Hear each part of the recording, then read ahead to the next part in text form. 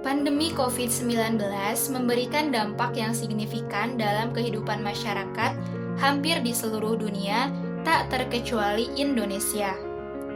Masyarakat Indonesia dituntut untuk selalu cerdas dan bijak dalam menghindari penularan virus tersebut. Tidak hanya itu, kini masyarakat juga dihadapkan dengan berbagai macam permasalahan, khususnya dalam bidang ekonomi. Permasalahan yang muncul akibat pandemi COVID-19 ini diantaranya adalah tingkat pengangguran yang semakin meningkat karena PHK terjadi di banyak tempat, kondisi ekonomi dan keuangan masyarakat yang semakin menurun, kemiskinan meningkat sehingga potensi terjadi kelaparan pun bertambah, dan permasalahan-permasalahan lainnya yang menjadi tantangan nasional untuk diselesaikan bersama-sama. Pandemi COVID-19 tidak pernah diduga akan terjadi sebelumnya. Maka dari itu, diperlukan perencanaan strategis untuk mampu bertahan di era krisis saat ini dan masa depan yang juga tidak dapat kita ketahui. Lalu, apa yang bisa kita lakukan untuk merencanakan kehidupan yang lebih baik di masa depan? Salah satu jawabannya adalah dengan financial planning atau perencanaan keuangan yang baik. Perencanaan keuangan ini menjadi salah satu upaya preventif dalam menghadapi krisis yang tidak dapat diduga-duga seperti layaknya pandemi COVID-19 yang terjadi saat ini.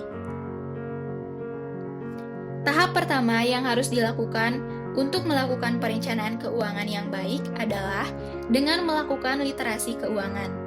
Literasi keuangan merupakan rangkaian proses atau aktivitas untuk meningkatkan pengetahuan, keyakinan, serta keterampilan masyarakat sehingga mampu merencanakan dan mengelola keuangan dengan baik.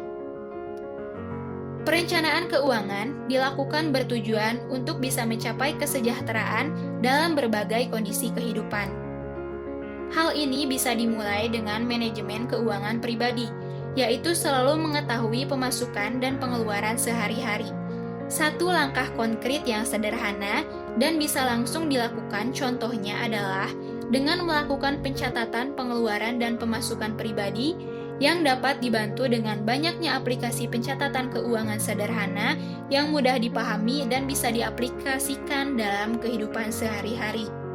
Hal ini akan menjadi mudah dilakukan dengan bantuan perkembangan teknologi yang semakin pesat. Dengan pencatatan keuangan pribadi ini, kita bisa rutin mengecek kondisi kesehatan keuangan sehingga bisa mempertimbangkan keputusan apa yang akan dilakukan selanjutnya dalam mengelola keuangan. Ketika masa pandemi seperti saat ini, ketika kita memiliki perencanaan keuangan, strategi untuk menghadapinya adalah dengan menggunakan dana darurat. Itulah pentingnya menyimpan dana darurat ketika keadaan normal. Kedua, yaitu dengan menurunkan pengeluaran seperti mengurangi konsumsi, belanja, transportasi, dan merubah gaya hidup serta mencari sumber pendapatan baru. Perencanaan keuangan yang baik juga dapat membantu mewujudkan kebebasan finansial, yaitu kondisi ketika pendapatan pasif seseorang dan investasinya melebihi biaya hidup bulanan.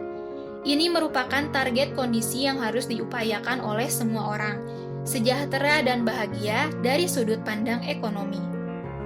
Dengan mempunyai rencana keuangan, menghapus utang-utang yang dimiliki, menyiapkan dana darurat, menerima penghasilan pasif, membangun aset aktif, mulai melakukan investasi, dan akhirnya mampu mencapai kebebasan finansial.